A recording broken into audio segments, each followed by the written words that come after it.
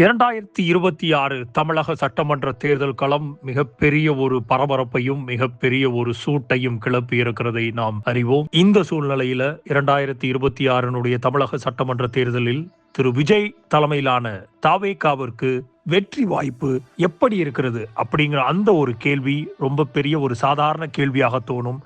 ஆனால் இதுல ஒரு முழு அரசியல் சமநிலையையும் மாற்றக்கூடிய கேள்வியாக நாம் பார்க்கணும். இதை பற்றின ஒரு தெளிவான காணொலியாக இன்றைய காணொலி இருக்கும். தொடர்ந்து இணைந்திருங்கள்.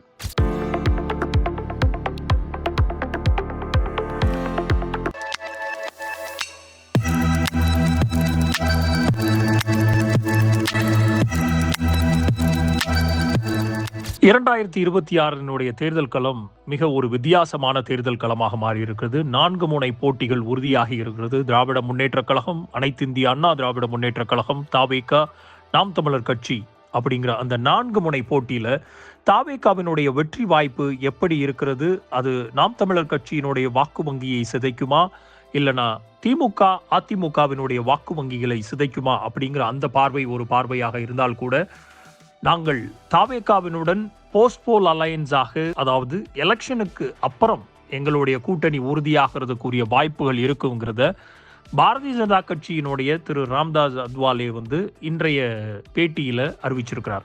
அப்போ இந்த ஒரு பார்வை அத்தனையுமே தமிழக மக்கள் மத்தியில இது பிஜேபியினுடைய நேரடி ஒரு டீமாக தாவேகா இருக்குதா அப்படிங்கிற அந்த ஒரு கேள்வி தொடர்ச்சியாக எழுப்பப்பட்டு கொண்டே வந்திருக்கிறது. அப்போ இந்த சூழ்நிலையில தாவேகாவினுடைய வெற்றி வாய்ப்பு தமிழகத்தில் இருக்கக்கூடிய திராவிட சித்தாந்தத்தில் கடந்த 60 ஆண்டு காலமாக ஊறி போயிருக்கக்கூடிய இந்த மக்கள் மத்தியில அவருக்கான வெற்றி வாய்ப்பு எப்படி இருக்கிறது அப்படிங்கிற அந்த ஒரு பார்வையில இது ஒரு ரியல் கிரவுண்டான ஒரு ரியாலிட்டி என்ன, அதே மாதிரி வாக்காளர்களினுடைய அந்த டைனமிக்ஸ் எப்படி இருக்குது, பொலிட்டிக்கலா அரசியல் சார்ந்து அவருடைய சித்தாந்த ரீதியான ஒரு ஸ்ட்ராட்டஜியை எப்படி கையாள போகிறார் அப்படிங்கிற இந்த மூன்றையும் வைத்துதான் ஒரு டீட்டெயிலான ஒரு அனாலிசிஸை நம்ம பண்ண போகிறோம். முதல்ல திரு விஜய் அவர்களுடைய என்ட்ரி ஒரு கேம் சேஞ்சராக இருக்குமா அப்படிங்கிற அந்த ஒரு பார்வை மிகப்பெரிய ஒரு எதிர்பார்ப்பை கிளப்பி இருந்ததில் மாற்று கருத்தே இல்லை. ஆனால் விஜய் ஒரு சாதாரண பொலிட்டீஷியனா அப்படின்னு கேட்டிங்கன்னா கண்டிப்பாக இல்லை. ஏன்னா அவர் கிட்டத்தட்ட 30 வருஷ காலமாக சினிமா துறையிலிருந்து வந்திருக்கிறார். அதுவும் உச்ச நட்சத்திரமாக இருந்து வந்திருக்கிறார். அதே சமயம் அவருக்கான ஒரு ஸ்ட்ராங்கான ரசிகர் பட்டாளம் எல்லா கிளைக்கழகங்கள் மூலியமாக ஒவ்வொரு மாவட்டத்தோறும் இருக்கிறத நம்ம பார்க்குறோம். அப்போ இந்த யூத் கனெக்ட், இந்த இளைஞர்கள் மத்தியில் இருக்கக்கூடிய கனெக்ட் ரொம்ப முக்கியம் அரசியல் களத்தில். ஆனால் இது ஒரு இனிஷியலாக ஆரம்ப காலகட்டத்தில் ஒரு வாக்காளர்களை ஒரு அட்ராக்ட் பண்ணுறதுக்குரிய ஒரு கேரண்டியை குடிக்குமோ வெட்டி அது எப்படி சீட்டாக மாறும் தேர்தல் கணக்கில் அப்படிங்கிற அந்த ஒரு டெஸ்ட்டை தான் திரு விஜய் அவர்கள் 2026 தேர்தலில் முன்னெடுக்க போகிறார்.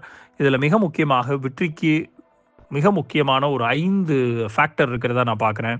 கிரவுண்ட் லெவலோடைய ஸ்ட்ரக்சர், அந்த கிளை கழகங்கள், ஒன்றிய கழகங்களில் இருக்கக்கூடிய அந்த தரைத்தளத்தில் இருக்கக்கூடிய கட்டமைப்பு, அது திராவிட முன்னேற்ற கழகத்துக்கும் அனைத்து இந்திய அண்ணா திராவிட முன்னேற்ற கழகத்துக்கும் கிட்டத்தட்ட அது 60 ஆண்டு கால பாரம்பரியம் உள்ள 60-70 ஆண்டு காலத்தினுடைய பாரம்பரிய கட்சிங்கிறதுனால அவர்களுக்கு அந்த பூத் நெட்வொர்க் ரொம்ப ஸ்ட்ராங்கான ஒன்று. ஆனால் தாவேகாவுக்கு இன்னும் அந்த அளவுக்கு பில்ட் ஆகியிருக்கா அப்படின்னு பார்த்தோம்னா கண்டிப்பாக அது இல்லை அப்படிங்கிறதான் சொல்லணும்.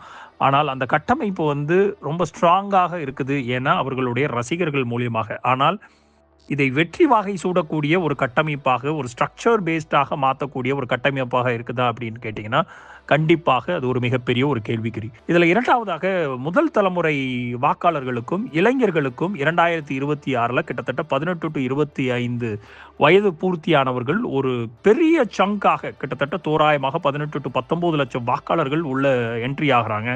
அப்போ இவர்களுக்கு விஜய் மீது ஒரு எமோஷனலான கனெக்ட் இருக்குமா அப்படிங்கிறதையும் நாம் பொறுத்திருந்து பார்க்கணும். இது உள்ள சேர்ந்தாலே 5 to 10 விழுக்காடான ஓட் ஸ்விங்குக்குரிய வாய்ப்புகள் இருக்கும் அப்படிங்கிறது தான் அரசியல் வல்லுநர்கள் பார்க்குறாங்க. இதில் மெயினாக ஆன்டி இன்கம்பன்சின்னு சொல்லப்படக்கூடிய ஆட்சியாளர்களுக்கு எதிரான வாக்கு சதவீதம் யாருக்கு போக போகுது அப்படிங்கிற அந்த ஒரு கேள்வி இருக்குது. அது ரூலிங் பார்ட்டி மீது ஒரு டிஸ்சாட்டிஸ்ஃபேக்ஷன் இருந்தால் மட்டும்தான் நடக்கும். ஆனால் பெரிய அளவிற்கான ஆன்டி இன்கம்பன்சி இந்த அரசாங்கத்தின் மேலே இல்லை அப்படிங்கிறதை தரத்தளத்திலிருந்து அரசியல் விமர்சகர்களும் அரசியல் கருத்தாய்வாளர்கள் அத்தனை பேரும் கூறுவதையும் நம்ம தொடர்ச்சியாக பார்த்து கொண்டு இருக்கிறோம். இந்த ஒரு anti incumbency vote factor Vijay அவர்களுக்கு அந்த முதல் பட்டதாரிகள் மாதிரியே முதல் தலைமுறை வாக்காளர்களுக்கும் அதே மாதிரி யூத் ஓட்டர்ஸ் 3 பேரும் சேர்ந்தாலே மிகப்பெரிய ஒரு பெனிஃபிஷரியாக திரு விஜய் அவர்கள் மாறலாம். அது என்ன அப்படிங்கிறத நம்ம மே 4ஆம் தேதி வரைக்கும் பொறுத்திருந்து பார்க்க வேண்டிய சூழ்நிலை. அதே மாதிரி அலைன்ஸ் ஸ்ட்ராட்டஜி, மிகப்பெரிய ஒரு கட்டமைப்பை, மிகப்பெரிய ஒரு கூட்டணி பில்ட் பண்ணியிருக்கிறாருன்னு பார்த்தீங்கன்னா, இது மிகப்பெரிய ஒரு கேம் டிசைடராக இருந்திருக்கும். ஆனால் இந்த இடத்துல அவர் தனியாக கண்டெஸ்ட் பண்றார். இது மிகப்பெரிய ஓட் ஸ்பிளிட்டை உண்டு பண்றதற்குரிய வாய்ப்புகளைத்தான், வாக்கை சிதறடிக்கக்கூடிய வாய்ப்பைத்தான் உருவாக்கும் தாவேகாக்கு. அப்போ கூட்டணி என்றைக்குமே ஒரு டைரக்டான ஒரு பவர் என்ட்ரி கொடுக்கக்கூடிய ஒரு வாய்ப்பு. அதை தாவேகா தொடர்ச்சியாக அவரும் அதிமுக போன்ற பல்வேறு கூட்டணிகள், பல்வேறு கூட்டணி தலைவர்களை மறைமுகமாக காங்கிரஸ் உட்பட பல்வேறு இடங்கள்ல இருந்தும் அழுத்தங்கள் வந்த சூழ்நிலையிலும் அவருக்கான ஒரு கட்டமைப்பும், அவருக்கான கூட்டணியும், அவரை நம்பி செல்லக்கூடிய திரு விஜய் அவர்களை நம்பி செல்லக்கூடிய வாய்ப்புகளை எந்த தலைவர்களும் உருவாக்கவில்லை. ஒரு சில பேர், திரு செங்கோட்டையன் உட்பட பல 106 வேட்பாளர்கள் இன்றைக்கு மாற்றுக் கட்சியிலிருந்து வந்திருக்கிறார்கள். ஆனால் அவர்கள் அத்தனை பேரும் ஒரு உறுதியான கூட்டணியை உருவாக்கக்கூடிய தலைவர்களாக இல்லை, தனித்தனி வேட்பாளர்களாக நிறுத்தப்பட்டிருக்கிறார்கள் அப்படிங்கிற ஒரு பார்வையும் இருக்குது. அப்போ இன்றைக்கு அந்த கூட்டணியை உருவாக்காததும் மிகப்பெரிய ஒரு தொய்வாக பார்க்கப்படுகிறது.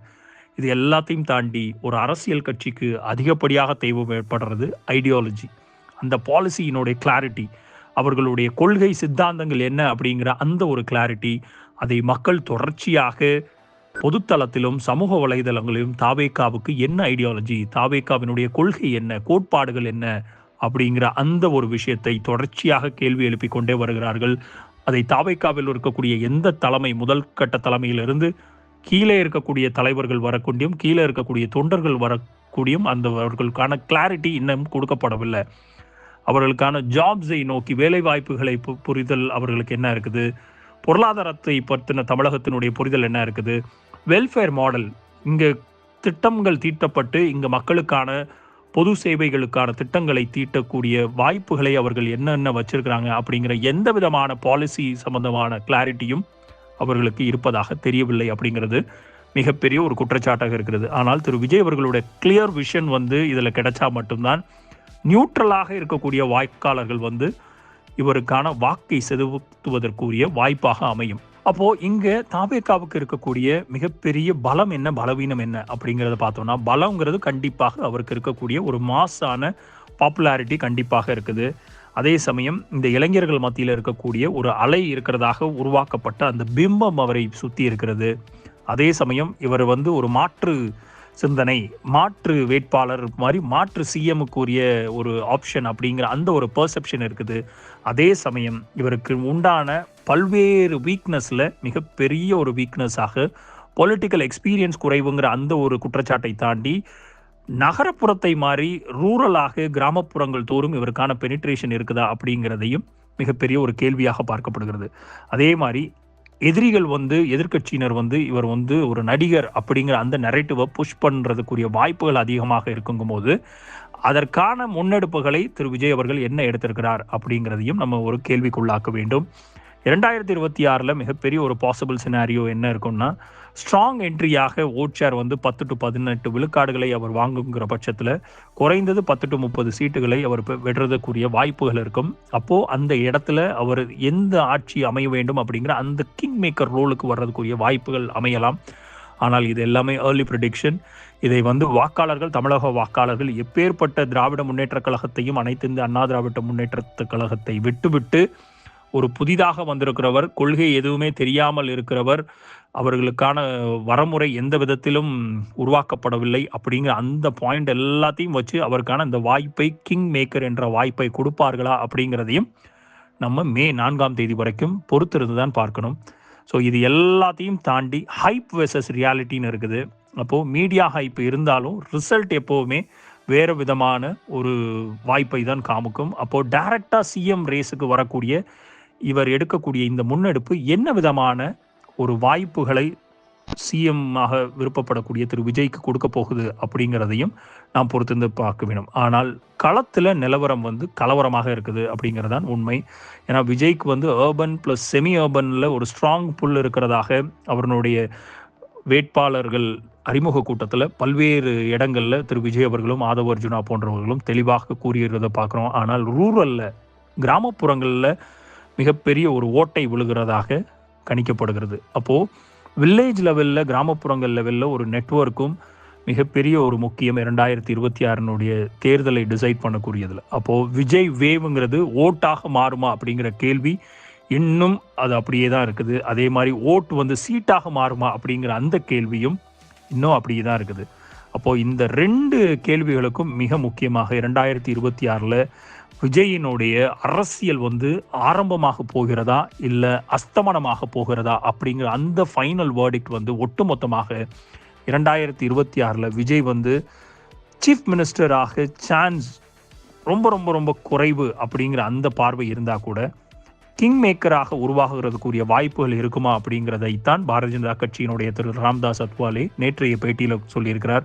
அப்போ ஒரு லாங் டேர்மாக லீடராக ஒரு பறந்துபட்ட மக்களுக்கான ஒரு தலைவராக உருவாகக்கூடிய வாய்ப்புகளை இந்த தேர்தல் அவருக்கு கொடுக்குமா அப்படிங்கிறதையும் நம்ம பொறுத்திருந்து பார்க்கணும். அப்போ 2026 தேர்தலில் விஜய் வெற்றியா அல்லது வெறும் ஹைப்பா அப்படிங்கிற அந்த ஒரு கிரவுண்ட் ரியாலிட்டியை நாம் காணுவதற்கு ரியலிஸ்டிக்காக காணுவதற்கு மே 4 வரைக்கும் பொறுத்திருந்து இந்த தமிழக மக்களினுடைய நிலைமை என்ன நிலைமையை இந்த தமிழக மக்களுக்கும் தமிழக அரசியல் களத்துக்கும் திரு விஜய் அவர்களும் தாவைக்கா அவர்களும் உருவாக்குகிறார்கள் அப்படிங்கிறத உங்களைப் போல் நானும் ஆவலாக காத்து கொண்டிருக்கிறேன் காண்பதற்கு. அடுத்தடுத்த நாள் காணொலியை காண்பதற்கு லீடர்ஸ் சேனலை சப்ஸ்கிரைப் செய்து தொடர்ந்து எங்களுக்கு ஆதரவு அளியுங்கள். உங்களது இந்த பொன்னான நேரத்திற்கு எங்களது மட்டற்ற மகிழ்ச்சி கலந்த நன்றிகளுடன் உங்களிடமிருந்து விடைபெறுகிறேன். நன்றி, வணக்கம்.